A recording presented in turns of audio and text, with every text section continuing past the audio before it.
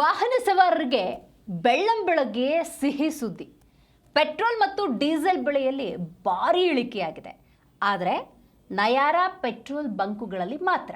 ಹೌದು, ಬೆಳ್ಳಂಬೆಳಗ್ಗೆ Nayara petrol bunk ಸಿಹಿ ಸುದ್ದಿಯನ್ನು ಕೊಟ್ಟಿದೆ.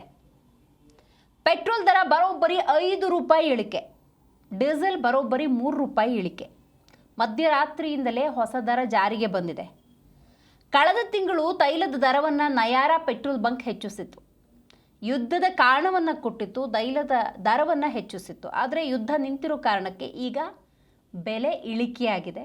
ನಯಾರಾ ಪೆಟ್ರೋಲ್ ಬಂಕ್ ಗ್ರಾಹಕರು ಈ ನಿಟ್ಟಿನಲ್ಲಿ ಸಂತೋಷ ವ್ಯಕ್ತಪಡಿಸಿದ್ದಾರೆ.